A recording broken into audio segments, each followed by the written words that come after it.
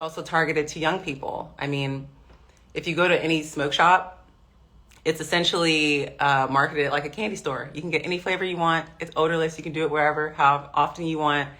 No one's going to know you're doing it. It's an addiction that you can have in secret, and it's actually marketed to make you look cool. And so I just completely went on another. Okay, let me get back to the story. Okay. So I have this what felt like a near-death experience in Italy. And I was in the hospital. I was able to survive that moment, but it got so scary that at one point I was surrendering to the way I was feeling, thinking that I was going to die. I called my parents on FaceTime, terrified, crying, saying I love you, because I was certain that this was it. I was embarrassed because one of the things that helped me get scared straight was nobody knew I was really doing this. Unless you were in my immediate circle, I was a closeted vapor. I mean, I was doing this in little corners or go out the room and come back in and hide it. And unless I was really comfortable around you, I essentially was hiding it from everybody. And so the one thing that I thought was, if I die here, what is the story going to be? Because if it is cardiac arrest, people will assume that I've done drugs. And I was embarrassed by the thought of my parents not even knowing what I was doing and how harmful it was, and the fact that I was having to now explain to them that I think that, yes, this ugly secret that I have could potentially cost me my life. And to say that to your parents and to feel like I was saying goodbye in those moments, it was hard on them. It was hard on me. But luckily it scared me straight. It absolutely scared me straight. And I'm thankful for that, because one thing I do know as a former addict of vaping is that it is very, very, very, very hard. It seems impossible to quit. The thought of quitting just seems like such a far-fetched and tangible concept. And I know, based on my personality, because I was in denial about being addicted to it at all anyway, that I more than likely was not going to quit. No matter what scary stories I read, no matter how much of the research my friends were sending me, I just thought I was invincible. So I fly back to America. I was able to complete the work trip by the grace of God, mainly because I didn't want to stay in Italy alone. And so I'm like, okay, I need to get back home to see my doctors. The other thing was I was supposed to go on the challenge 48 hours later. So I don't like breaking promises. I don't like dishonoring my commitments. And so I just decided I was going to lie about it and not tell anyone that this had just happened to me, and I was going to go. And when I got back to the States, thankfully I had to do a physical. It was required by the show. And so in that time, I slipped up and I told one of my doctors about what I just experienced. And I said, hey, I had this ordeal, but I kind of told the story as if it had happened weeks prior. And I didn't tell her that it had just happened the night before in another country.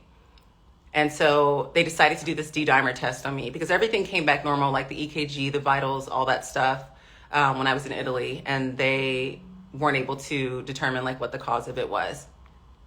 So I'm essentially on my way to the airport, about to go on the show, and I'm just kind of in denial about it because I don't want to let anyone down. I don't want to make production feel like they wasted their time.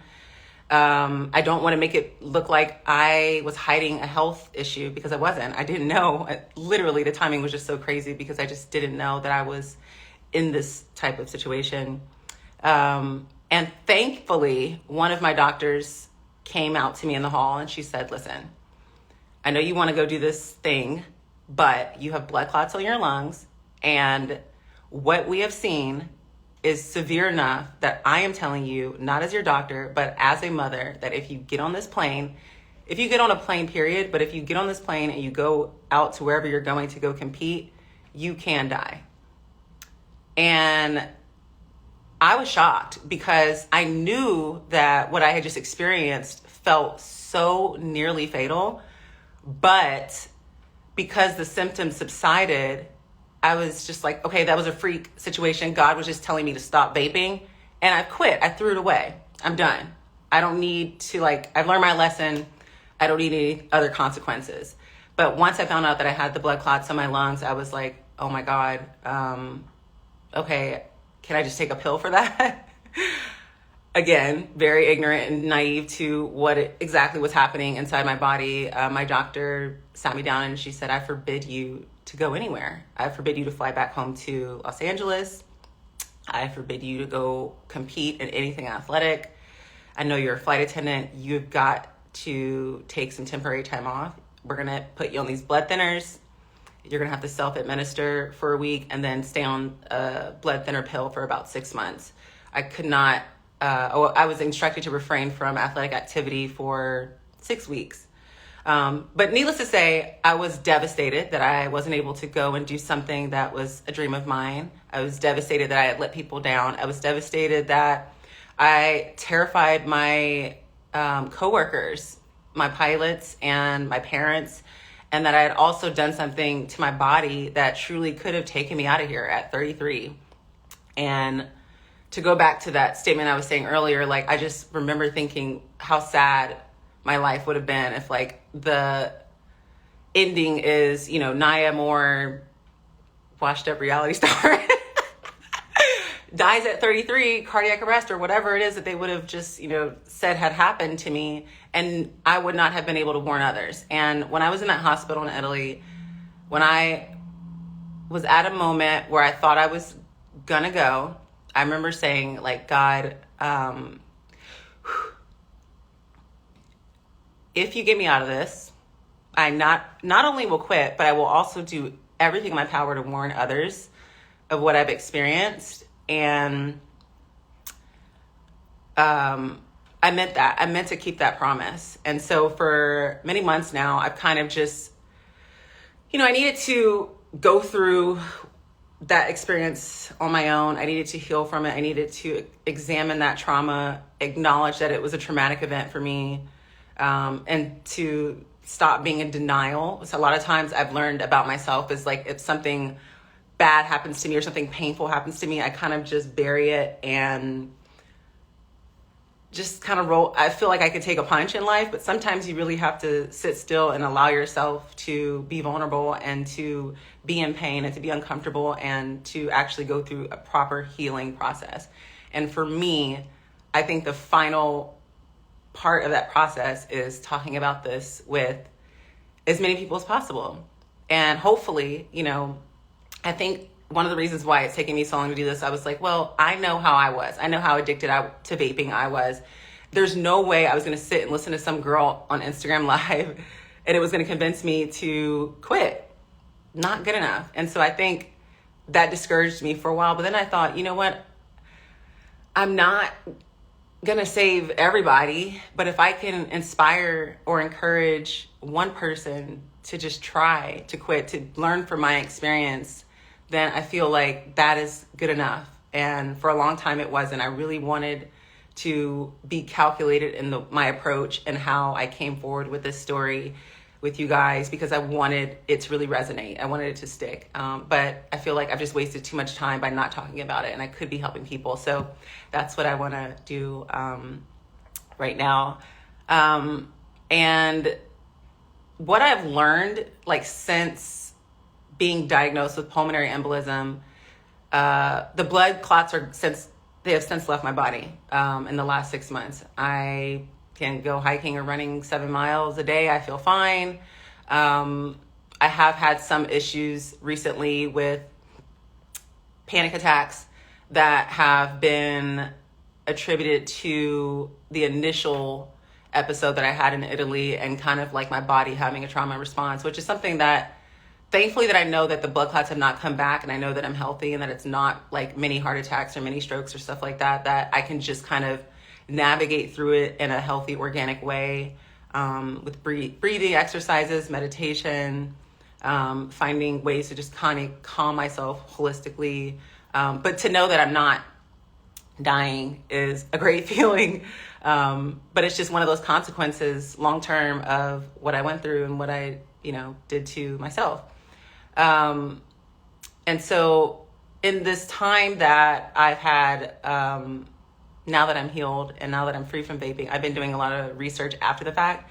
And what I found is really scary. I mean, one of the things that I noticed when I went to a cardiologist, he asked me, why are you guys doing this? He explained to me that there's so much unknown about the risk of vaping. And a lot of these doctors and scientists and specialists have no idea what's in them. And from his own mouth was, there's no way to determine what's in these things. And they're everywhere, and they're marketed in a way that is so appealing with the different flavors and whatnot. And he's like, I've seen so many kids, middle school, high school, coming into his facility with collapsed lungs, with blood clots, with heart attacks, strokes, people who died, teenagers, high schoolers, lung cancer, gum cancer, brain aneurysms. I mean, the list goes on. And one of the things that I learned also was he's like, do you know one of the ingredients in vaping in vapes is formaldehyde? And I'm like, what's that? He's like, that's essentially what they put inside of dead bodies to prepare them to go in the ground. That's something that you're putting in your body as a living, breathing human being. Does that make sense? And it's just wild to me. It's really scary. There's times where it's I don't even want to know what the consequences are, because I just pray that I'm on the other side of it all, but you just never know. And the truth of the matter is the only thing that should go in your lungs is oxygen. Any other substance, any other component, whatever, is going to be harmful. That's a fact. The only thing that is going into your lungs that is healthy is oxygen. Anything else you're putting into it, you're going to pay for it. And it's just scary, because from what I've been hearing when I'm talking to these doctors, what they are all saying collectively is the thing about the vaping, because it's the mechanism of a vape, the way it works, it's two pieces of metal burning together infused with oil, which has all these types of chemicals and all this crap in there that does not belong in our bodies. Once it goes into the lung, yes, it blows the smoke out, but a lot of that stuff is, it stays in you. It stays in your lungs. It does not actually leave out with the smoke, most of it. So, and there's no way to get it out of your lungs. So essentially the damage that you're doing is permanent. And so that's scary, the thought of that. And, the fact of the matter is I would like to be here. I would like to grow old. I would like to have a long life and for it to be as painless as possible. And I understand how difficult it may be for some of you, but I just hope that this is my first time discussing this. I hope that I have done some sort of use by sharing my story. I am willing and able to talk about this at length more if you guys like. I have written down so many things that I've wanted to say about this over the last 6